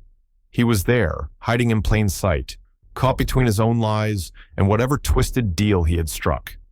The officers, 2 in total, flanked Rob and Ramirez as they moved toward the door. Rob's mind raced as his hand gripped the cold brass handle. This is it, he thought. This is where it all changes. His pulse was steady, but his hands were clammy, the weight of the situation pressing down on him with every step. When the door opened, Ethan was standing there, his eyes wide with shock. He hadn't expected Rob to walk through that door. He hadn't expected him to return with backup. The moment their eyes met, the air in the room shifted, thick with tension. Ethan's face drained of color, and his lips parted as if he were about to speak, but no words came. Rob stood frozen in the doorway for a moment, just taking it in. The reality of the betrayal was far more painful than he had imagined. This was the moment he had feared. This was the confrontation. His son, his flesh and blood. Standing there on the other side of the line Rob had drawn. Before Rob could say anything, a shadow moved behind Ethan. The man who had been part of this nightmare, the fraudster, the one who had orchestrated the loans and the fake documents, tried to sidestep toward the back door. But Ramirez was quicker. In one fluid motion, he stepped forward, blocking the exit and speaking firmly, "Stay right where you are." The stranger froze, his eyes darting between the officers, calculating his chances of escape. But Ramirez didn't flinch. He had done this enough times to know how to keep the situation under control. "Ethan," Rob said, his voice steady but carrying an underlying edge. "We need to talk." Ethan's panic was immediate. His body tensed as he backed away from the door, his eyes flicking to the fraudster, then to the police officers behind Rob. "No, Dad, please." His voice cracked, desperation evident. "You don't understand. It's not what you think. Just let me explain." But Rob was done waiting. He didn't want explanations anymore. He didn't want the lies to continue, the gaslighting, the endless justifications that had never made sense. He took a step forward, his jaw set. "I don't want your excuses, Ethan. I don't want to hear another word." Ethan's face twisted in panic, his hands trembling as he looked between Rob and the officers. "Please, Dad," he said, his voice rising with a combination of fear and anger. "You don't get it. It was supposed to be a quick fix. No." Rob cut him off, his voice rising now, sharp with the intensity of his emotions. "You don't get it. You've ruined everything, Ethan. You don't get to lie your way out of this." From behind his back, Rob pulled out a stack of papers, the forged documents that had shattered his life, the ones that Dana had unknowingly helped to fill out. He held them out toward Ethan, his hands steady despite the rage building inside him. Ethan's eyes locked onto the papers, his face collapsing as he saw the unmistakable signature at the top of each form, his father's name, forged and used to secure loans. His mouth went dry, his breath catching in his throat. The shock was palpable as Ethan's face paled, his body stiffening. The facade that had once been so carefully constructed began to crumble before him. "No," Ethan whispered, shaking his head violently. "No, I didn't mean for this to happen. It was supposed to be temporary. I thought if I just—" "You forged my name," Rob said, his voice low but unwavering. "You used me. You used us, everything I worked for, to cover your mess. And you didn't just mess up, Ethan. You dragged us all into your nightmare. This isn't temporary. This is your life now." Ethan opened his mouth to protest, but there was no fight left in him. His words faltered, the weight of the truth sinking in. The guilt, the fear, it was all there, written on his face as clearly as the forged documents in Rob's hands. For a moment, there was nothing but silence, thick and suffocating. Ethan's shoulders sagged, his expression collapsing as if the last bit of hope had drained from him. He was caught. Rob could see it in his eyes. There was nowhere left to run. Ramirez stepped forward, his voice cold and authoritative. "You're not going anywhere. You're under arrest for fraud and identity theft. You'll have your day in court." The words hung in the air like a final verdict, sealing Ethan's fate. Rob didn't know what to feel anymore. Anger, betrayal, grief. All of it, yes, but more than anything, Rob felt a sense of loss, the loss of his son. As the officers moved to take Ethan into custody, Rob stood still, watching as his son was led away. His heart ached, but he couldn't look away. Not now, not when the truth had finally been laid bare. The house, once a place of comfort and safety, now felt hollow and empty. The foundation of everything Rob had known had cracked wide open. And as the door closed behind Ethan, Rob couldn't help but wonder if there was any way to rebuild from here, or if this was the end of a family forever changed. The truth had come out, but the fight was far from over. The living room was eerily quiet, save for the soft hum of the air conditioning and the occasional rustling of paper. Ethan sat on the edge of the couch, his hands clasped tightly in front of him, as though holding on to something just to keep himself upright. His face was pale, his eyes bloodshot and hollow from days of guilt and fear. Across from him sat Detective Ramirez, calm and unblinking, his gaze steady as he observed the young man who had once been his son's pride and joy. Rob stood a few feet away, leaning against the wall. His arms were crossed, his jaw clenched tight. He couldn't bring himself to sit, not yet. Not while everything felt like it was slipping away. Ethan had been silent for so long. Rob could hear his own heartbeat echoing in his ears as the tension stretched between them, thick and suffocating. He had been waiting for this moment, the truth to come out, for Ethan to confess what he had done. But now that it was happening, Rob felt like he was being torn in two, his son, his flesh and blood. The betrayal was heavier than he could have imagined, and he didn't know how much longer he could hold it all together. Ethan shifted in his seat, the weight of the silence growing unbearable. Finally, he spoke, his voice hoarse, barely above a whisper. I forged the signatures, he said, his eyes falling to the floor. I did it. I didn't think it would get this far. Ramirez nodded, his expression unreadable as he watched Ethan carefully. Why did you do it? The question was simple, but the undertone was clear. Why destroy everything for a quick fix? Ethan hesitated, swallowing hard before lifting his eyes to meet Rob's. The shame was evident, but there was something else there too, something deeper, desperation. That was what it came down to. I was desperate, Ethan admitted, his voice cracking. I didn't know what else to do. I thought if I could just get some money, I could fix everything. My business was failing, the debts were piling up, and I couldn't breathe. I thought if I just forged your name, just this one time, it would get us back on track. It was supposed to be temporary. Rob's chest tightened at the words. Temporary. That was the excuse Ethan had used before. Temporary, like everything would go back to normal. But it never did. Dana, who had been sitting silently by Rob's side, suddenly broke into a sob. Her face was buried in her hands, her shoulders trembling with the weight of what she was hearing. Rob's eyes flicked to her, and the guilt washed over him. This wasn't just Ethan's mess, it was all of theirs. Ethan's gaze flickered to Dana, his voice low with shame. Mom, I didn't want you to get involved. I never wanted you to know. I thought I could fix it before anyone noticed. But then the debt kept growing, and I didn't know how to stop it. Dana's sobs grew louder, the grief in her chest too heavy to hold back. She raised her head, tears streaming down her face, her eyes filled with a mix of sorrow and disbelief. How could you, Ethan? She whispered, her voice barely audible. You lied to us. You lied to me. You used us. Ethan's eyes welled with tears as he looked at his mother, the words he had been holding back now spilling out. I didn't want to hurt you, Mom. I didn't want to hurt any of you. I didn't know how else to fix everything. I thought if I could just get the money, I could pay it all back. I could make everything right.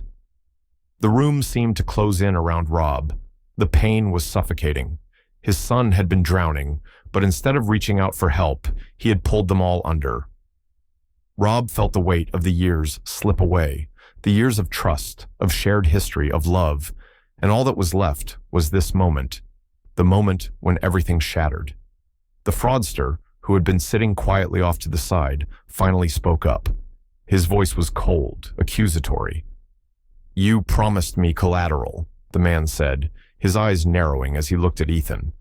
Your father's identity. You promised that if you couldn't pay, you'd offer it up to cover the loan. Ethan's face twisted in horror as the truth settled in. No, he said, shaking his head frantically. No, that's not what I meant. I didn't know what I was doing. I was trying to save everything, but it spiraled. I didn't know who I was dealing with. Ramirez stood up, his voice firm as he addressed Ethan.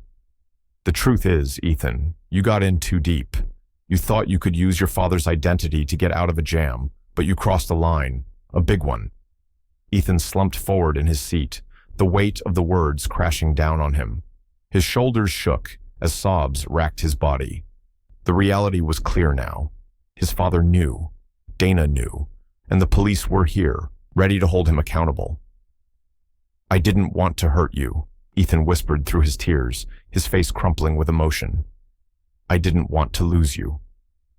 Rob's chest tightened as he looked at his son.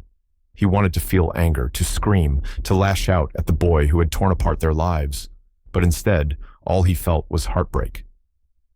His son had hurt him, yes, but more than that, Ethan had hurt himself, and Rob couldn't save him from that. The silence in the room was heavy, suffocating, as Rob looked at Ethan one last time.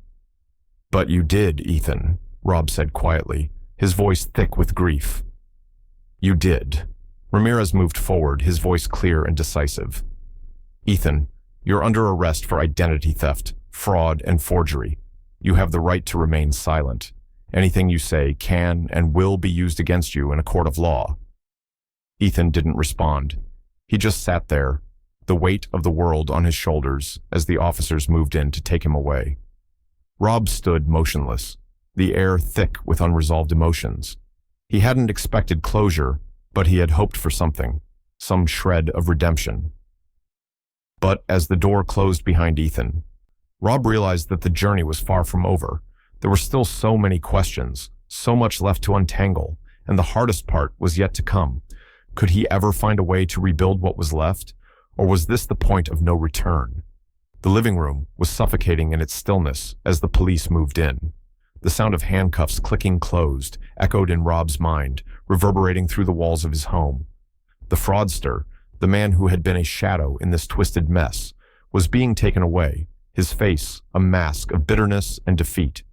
He had been caught, just like Ethan, but there was no relief in the air, no satisfaction, only the weight of what had been done, of what was yet to come. The officer's movements were swift, but there was an unsettling slowness to the process that made Rob feel like he was standing outside his own life, watching everything unfold in front of him. The man was led through the front door, his hands restrained behind his back. Rob didn't look at him directly, didn't need to. This man had been a catalyst, yes, but he wasn't the one who had torn Rob's life apart. That was Ethan. As the door closed behind the fraudster, Rob's eyes shifted toward his son. Ethan stood there, still in shock, his face pale and drawn. His body seemed to have lost its strength, as if the entire situation had drained him of everything that had once made him fight. Ethan was broken. But so was Rob. They both were, just in different ways. The officers didn't waste time with formalities. Ethan was read his rights, his face a mask of disbelief as the words washed over him. He didn't seem to understand, or maybe he was too far gone to care. The same disbelief that had been on his face when Rob first confronted him now clung to him like a second skin. It was as if he were still trying to convince himself that this was all a mistake. Ramirez stepped forward, his voice calm, like he was delivering a message of routine. Ethan, you're under arrest for identity theft, fraud, and forgery. You have the right to remain silent. Anything you say can and will be used against you in a court of law. Ethan didn't speak, didn't protest. His eyes, wide and unfocused, were fixed on the floor as the officers moved to cuff him. It was clear the fight had gone out of him. He wasn't the defiant, arrogant son Rob had once known. He was just lost. Rob's chest tightened as he watched, the pang of grief so sharp it almost took his breath away. This wasn't the son he'd raised. This was someone else, someone unrecognizable. One of the officers made a note in his book, then glanced up at Ramirez. We'll process him, but because of his cooperation, we'll arrange bail. It's a formality for now. Rob's eyes flicked to Ethan, the knot in his stomach tightening. Bail. Ethan would walk free again soon. It wasn't over yet. This wasn't the end of the story. He was still tangled in this mess. And even if Ethan had cooperated, the damage had been done. The family he had destroyed was beyond repair, at least not in the way Rob had once hoped. There was no going back to the life they had before. Dana, sitting on the couch in the corner, was finally breaking the silence. Her face was pale, her eyes swollen from hours of crying. She had been silent for most of the proceedings, but now she stood, the weight of everything pressing down on her. She looked at Rob, her voice trembling as she spoke. I'll give a full statement to the police. I'll tell them everything. I need to do this. It's the right thing. Her words came out slowly, as though she were saying them more to herself than to Rob. Rob nodded, his eyes not leaving Ethan for a moment. Dana's voice cracked as she continued. I'm relieved it's over, but I'm broken, Rob. I don't know what to do anymore. I know, Rob said quietly, his voice heavy. He couldn't offer her comfort, not now, not with the storm that was still raging inside him. She had been a part of this too, unknowingly. But even so, this moment wasn't just about her guilt. It was about the damage that had been done to everyone. Ramirez, who had been silent for most of the scene, now approached Rob with a folder. We've prepared the asset protection orders. I'll need your signature on these. We're securing everything. Your bank accounts, your credit, your medical records. You can't afford to leave anything vulnerable. Rob didn't hesitate. He signed the documents without a word, the legal jargon in front of him almost a blur. protecting his assets, securing what little of his life hadn't been taken. At least, that was something. He was trying to build back the pieces, trying to salvage what was left of his future, but nothing felt certain anymore. Ramirez then gave him a steady look. "We're putting long-term safety measures in place too. We'll monitor everything. If anyone tries to access your information again, we'll know." Rob nodded absently, the words barely registering. What did safety even mean now? His family had been shattered. His life was under threat. He wasn't sure what safety could even look like in a world where trust was gone. As the officers led Ethan to the car, Rob stayed in place, his eyes locked on his son. He didn't say a word. He didn't need to. The silence between them spoke volumes. Ethan didn't look back at him. There was nothing left to say. Rob watched as the car door slammed shut, as his son was driven away, his future uncertain. And for a long moment, Rob stood there, his body numb, his heart sinking lower with every second that passed. A profound sadness settled deep within him. The boy he had raised, the child he had loved so fiercely, was now a stranger.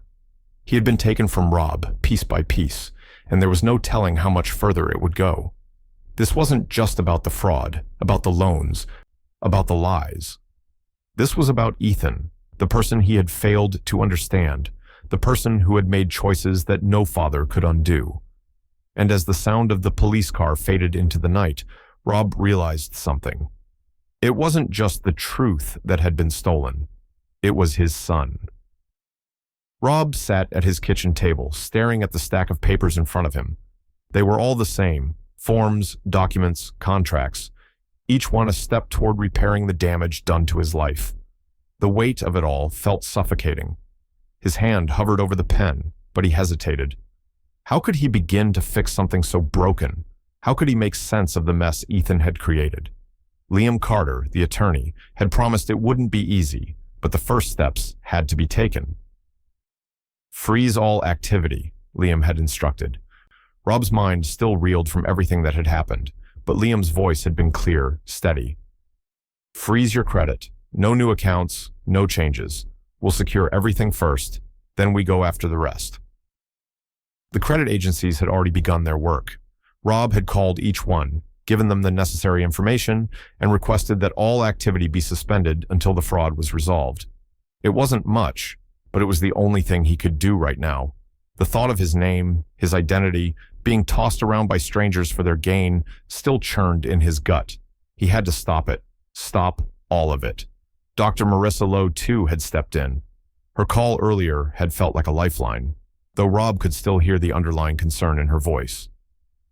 "I'm going to help fix this," she had promised. She had already begun the process of correcting the fraudulent medical records, a task that would take weeks, maybe longer.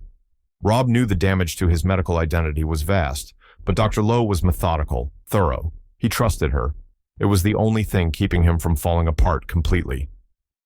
As Rob sat there, signing form after form, his phone buzzed beside him. He glanced at the screen. It was Alice. The familiar warmth he'd felt toward his neighbor returned, but it quickly morphed into something else. A reminder that even in the chaos, there were still people who cared. Alice had been checking on him daily since everything had blown wide open. She'd brought him meals, offered her support, even lent an ear when he needed to talk, though he had never fully let her in. She knew bits and pieces of the story, but Rob hadn't had the strength to explain it all. The message was short but kind. "How are you holding up, Rob?" He sighed, running a hand through his hair before typing back, "Getting through it, one step at a time." Alice's reply was immediate, a simple, "If you need anything, I'm here." There was a small comfort in knowing someone cared, but that comfort couldn't erase the emptiness he felt inside. His family was shattered, and no amount of paperwork or support could fix that. Still, he kept signing the forms, his pen moving mechanically across the pages. Each one felt like a small piece of control returning to him, but it was barely enough to offset the weight of the situation. Dana had moved out temporarily, staying with her sister, and though Rob understood, the house felt empty without her. It wasn't just the absence of her presence, it was the loss of the partnership they'd once had, the loss of trust. Rob couldn't bring himself to blame her entirely. She had been manipulated by Ethan, just as he had been, but it didn't erase the hurt. The truth of the matter was, everything had been broken in ways he wasn't sure he could fix. Dana's departure had left Rob alone in the house, though he wasn't entirely sure he wanted her back. Not yet, not when everything was still so raw. He found himself pacing the rooms late at night, his thoughts a spiral of guilt and anger. But he had to push through. There was no turning back. He had to protect what little he had left, even if that meant facing the uncomfortable truth. His family wasn't the same anymore. And then, something he hadn't expected, a spark of hope, even if it was a small one. Ramirez called him that afternoon, the voice on the other end of the line calm, but with a note of optimism that Rob hadn't heard before. "Rob, it's Ramirez," the detective began. "I've got an update on Ethan. He's cooperating fully." Rob's breath caught in his throat. He wasn't sure how he felt about hearing those words. Ethan's cooperation, after everything, felt too little, too late. But still, there was something in the detective's tone that made him pause, made him think that maybe, just maybe, this was a turning point. "Cooperating," Rob repeated, his voice hoarse. "How much damage has he done, really?" "Enough to make it worse for himself, but he's giving us details now. Who he worked with, how he got access to your information. We're building a case. It's not over, but it's moving forward." Rob exhaled slowly, the weight of his son's actions still heavy on his chest. Ethan's cooperation didn't erase what had happened, but perhaps it could lead to something else, something more than just consequences. Maybe it could lead to some form of justice. Ramirez's next words were steady. "This could help mitigate some of the damage, Rob, but you still need to stay vigilant. We're putting measures in place to ensure your safety, for the long term."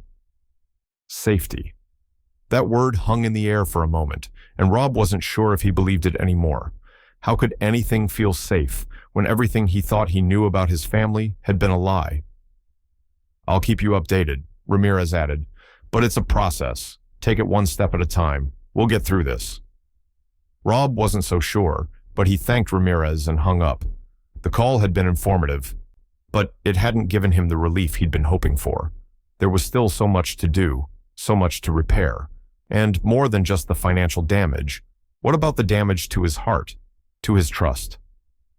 Rob sat in silence for a long time after that, his thoughts consumed by what had just been said. Maybe there was some progress being made, but it felt like the pieces were still slipping through his fingers. He turned to his journal, the one he had started keeping weeks ago. The words came slower now, but they were honest, raw and unfiltered. The pain, the fear, the uncertainty, it all poured out of him. He couldn't keep it inside anymore. As the days stretched on, the healing process seemed impossible. But Rob knew one thing for certain. He couldn't give up, not now, not when there was still a chance to rebuild, even if it meant starting over from nothing. The courtroom was sterile, the kind of place that felt like a vacuum, as though emotions had been filtered out long ago. Rob sat near the back, his eyes fixed on the front of the room. He could barely hear the murmur of the proceedings over the pounding in his chest. The air was thick with tension. He hadn't been sure what to expect today, but he knew, deep down, that this moment would shape everything that came after. Ethan was sitting at the defendant's table, his posture slumped, his face a mask of guilt and fear. The man who had once been his son, the boy who had looked to him for guidance, was now a criminal. Rob's mind kept circling back to that moment, the moment everything changed. Ethan had betrayed them. Not just Rob, but Dana too. But now, in this room, it wasn't just about family anymore. This was about consequences. The charges were read aloud: identity theft, forgery, fraud. Each word felt like a hammer blow. Rob's stomach twisted as the reality of the situation sank in. Ethan had used his name, his identity, to secure loans. He had forged his signature, dragged their lives into a web of lies, and nearly destroyed everything Rob had worked for. And now, it was all coming to this. Ethan's voice broke the silence when he spoke, his words coming out in a rushed, desperate tone. "Guilty," he said, his head hanging low. "But I ask for leniency. I didn't mean for it to go this far. I thought I could fix it. I was desperate." His words hung in the air like a faint echo. Desperation. Rob had heard that excuse before. It didn't make it any easier to stomach now. The pain of it all, the years of trust and love between them, felt like it had been erased in one careless moment. Ethan's plea for leniency only added to Rob's confusion. Did he really deserve a second chance? Could he forgive his son for what he'd done? The courtroom fell silent as Dana was called to testify. She rose slowly, her face pale, but determined. Rob's gaze locked on her for a moment, and he saw the heaviness in her eyes. She had never been the one to speak publicly, never one to stand before a crowd and bare her soul. But today, she was doing it, for Ethan, for the truth. Her voice cracked when she spoke. I didn't know the extent of what Ethan had done. I didn't understand it at first. He told me it would be temporary, that everything would be fine. But when I found out the truth, it was like my whole world came crashing down. I love him. He's my son. But what he did, it was wrong. It hurt all of us, and I can't pretend it didn't. Tears filled Dana's eyes, but her voice remained steady as she continued. I don't know how to fix this. I don't know what the future holds, but I know Ethan needs help. He can't just walk away from this. He has to face the consequences of what he's done, just like we all have to face the damage it's caused. Her words hit Rob like a wave, and for a moment, he couldn't breathe. He had never seen Dana so raw, so vulnerable, yet so resolute. He wanted to reach out to her, to offer comfort, but he was too lost in the sea of his own emotions, the betrayal, the anger. But now, hearing her testify, he knew she was as torn as he was. This wasn't just about Ethan anymore. It was about all of them, tangled in a mess they had never asked for. Ethan's eyes were locked on the floor as Dana spoke, and when she finished, he didn't look up. Rob could see the guilt in every inch of his son's body, his son who had once been full of life, ambition, and hope. That boy was gone, replaced by someone who had made a catastrophic mistake, and there was no undoing it. Ethan's turn came next. The courtroom was silent as he looked up at his father. His voice was shaky as he finally spoke. Dad, I'm sorry. I didn't want to hurt you. I never meant for any of this to happen. The words felt hollow to Rob, like a desperate attempt to salvage what was left of their relationship. He stared at Ethan, the boy who had once been his pride, the boy he had loved so fiercely. The hurt was still raw, deep, but something in Rob shifted. The anger, the resentment, the betrayal. It was all still there, but underneath it was something else. Sadness, a deep, unshakable sadness that ran through him like a current. Rob stood, his voice steady as he addressed the court. Ethan, I don't know what to say. I don't know how to process what you've done. You used me. You broke our trust. And I don't know if I can ever forgive you for that. He paused, his chest tightening. The room was so still that it almost felt like time had stopped. But I will say this. I still love you. And I don't want to see you end up destroying your life over a mistake. We all make mistakes, Ethan. But this... Rob's voice faltered for a moment before he steadied himself. This is your chance to make it right. You'll pay for what you've done, but I hope you understand this. The hardest part is going to be rebuilding yourself. The words hung heavy in the room, and as Rob sat back down, he felt an aching emptiness. There was no closure, not yet. There was no easy path forward. The judge, a man who had been silent through much of the proceedings, finally spoke, his voice commanding but measured. Ethan Hensley, you've pleaded guilty to serious charges. But considering your cooperation and the circumstances surrounding your actions, the court has decided to sentence you to rehabilitation programs instead of prison time. You will attend therapy, undergo financial restitution, and work toward making amends. The road ahead will be long. Ethan's face collapsed, his relief evident, but there was no joy in it. The weight of the decision had sunk in. He was being given a chance, but it wasn't a free pass. Rob knew the road ahead was just as uncertain as it had ever been. Could Ethan change? Could their family heal? The judge slammed the gavel, ending the proceedings. But for Rob, the true battle had only just begun. The days after the court hearing were a blur for Rob. The world felt quieter now, the kind of quiet that sits heavy on your chest, suffocating and slow. He had started the painful task of reorganizing his life, piece by piece, like a puzzle that had been shattered and now had to be reassembled, though he wasn't sure if it would ever look the same. Every call to his bank, every form he filled out to freeze his accounts, every step taken to regain control felt like a small victory. But there was no escape from the emotional wreckage. Rob had always prided himself on being a man of action, but now there was no action that could fix what had been done. He had always believed that hard work and determination could solve anything, but this mess his family had created couldn't be solved by effort alone. He wasn't just dealing with financial fraud. He was dealing with a fractured family, the threads of trust that had been ripped apart, leaving scars deeper than any bank statement. And then, one evening, Dana returned. She knocked softly on the door, her presence almost a whisper in the room. Rob had been preparing himself for this moment, but seeing her there, standing on the threshold of their home, brought a wave of conflicting emotions. She looked different, smaller somehow, her eyes filled with remorse and exhaustion. The woman who had once been his partner, his equal, was now a shell of that person, burdened by guilt and the weight of the choices she had made. I'm sorry, Rob, Dana said, her voice thick with emotion. She stood there for a moment, hesitant, unsure of how to cross the distance that had grown between them.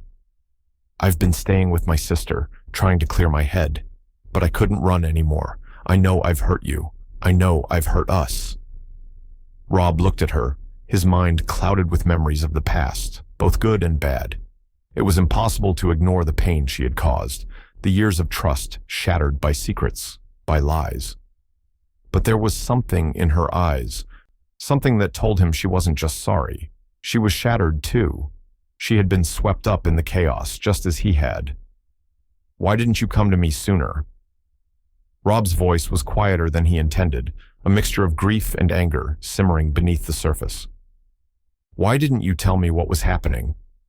Dana's eyes filled with tears, her voice barely above a whisper. I was scared, Rob. I thought if I just kept quiet, if I didn't tell you, it would go away. I thought we could fix it without losing everything. But now I see how much it's cost us, how much it's cost you. Rob nodded slowly, his heart heavy with the truth of her words. He wanted to rage at her, to yell, to say everything he'd been holding back for so long, but instead, he took a breath, his anger fading, replaced by something more complicated, grief. He was grieving the loss of the life they'd shared, the family they had been, but there was still a flicker of something left. Hope? Perhaps, but it was fragile. We'll need to rebuild, Rob said, his voice firm but soft. And that means rebuilding trust. I'm not sure how long it will take, Dana, but I can't just forget what you've done. We have to face it, together. We'll go to counseling, we'll try. But there are boundaries. I need time. Dana's face crumpled as the tears spilled freely. I'll do whatever it takes, Rob. I'm so sorry. I don't expect you to forgive me right away, but I need you to know that I want to make this right. Rob looked at her, seeing the weight of her words, the sincerity. The path forward wouldn't be easy, but he couldn't deny the flicker of possibility in his chest. It was a small spark, but it was there. He could forgive her, slowly, but it wouldn't be without pain. The boundaries were clear, and they would have to rebuild trust, piece by piece, even if that meant taking the hardest steps of all. In the weeks that followed, Ethan entered a financial responsibility program, a court-mandated course aimed at helping him understand the depths of his actions. It was a small step, but one that had been forced upon him. Rob didn't know if it would change anything, if it would truly make Ethan see the consequences of what he had done. But it was something. At least it was a step toward accountability, and for the first time in a long while, Rob found himself hoping. Hoping that Ethan would get the help he needed, even if that help came too late to fix what was broken. One evening, a few weeks after the chaos had settled into a fragile routine, Alice invited Rob to dinner. She had become his quiet anchor, a friend who had shown up time and time again, offering comfort when Rob hadn't known where to turn. The dinner was simple, homemade pasta, bread, and wine. But it wasn't the food that mattered. It was the gesture, the community, the sense that Rob wasn't completely alone in this mess.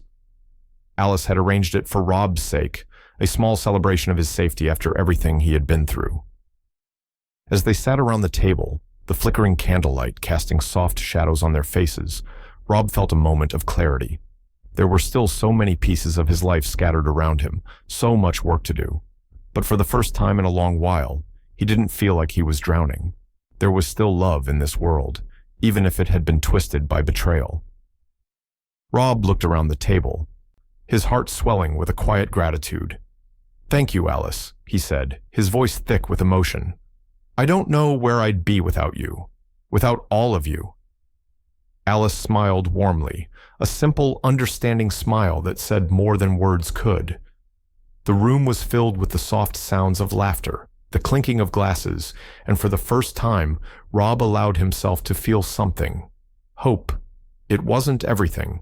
It wasn't fixed, but it was a start.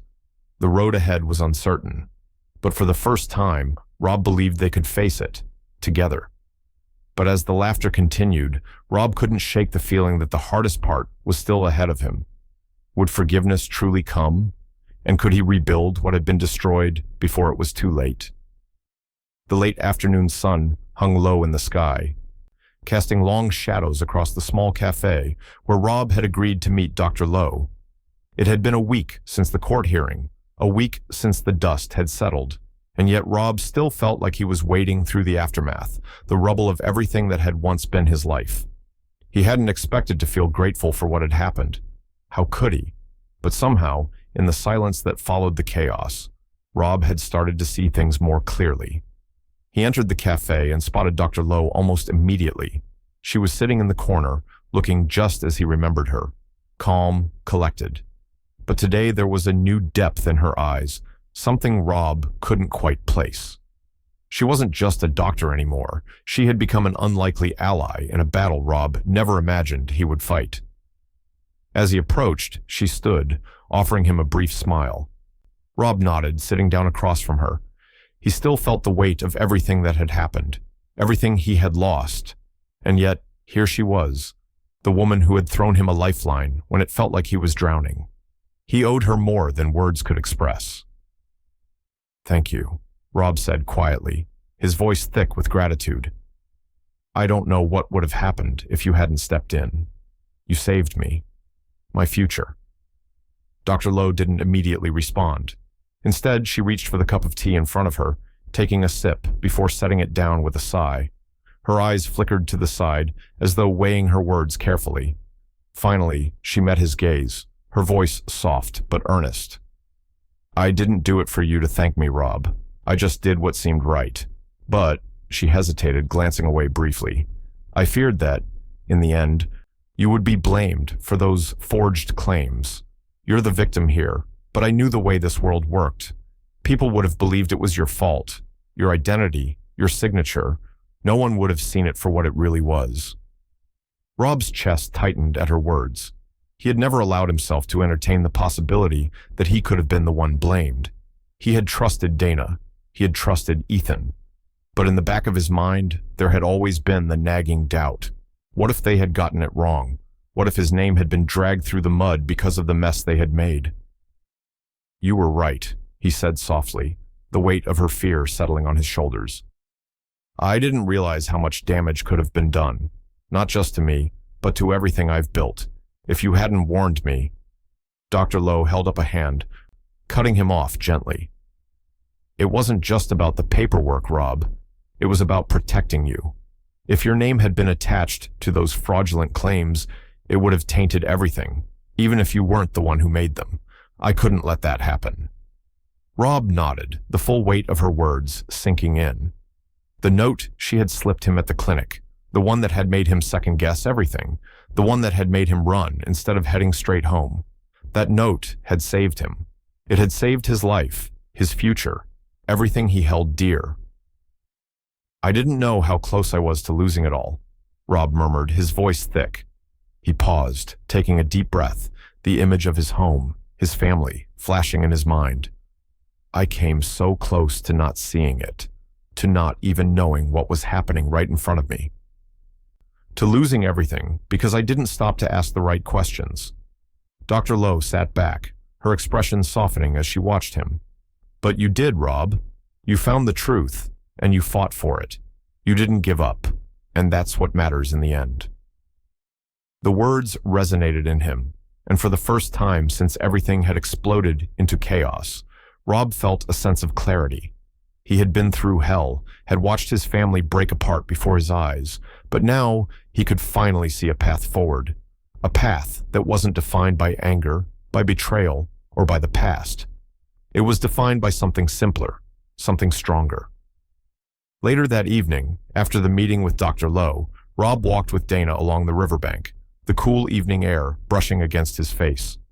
The city's skyline was bathed in the soft glow of streetlights, reflecting off the water like a distant memory. They walked in silence for a while, the quiet between them comfortable, a tentative peace after weeks of tension and heartbreak. Finally, Dana spoke, her voice small but steady. I know I've said it before, but I'm sorry, Rob, for everything. I wish I'd been more honest, more open with you from the beginning. Rob glanced at her, his gaze softening.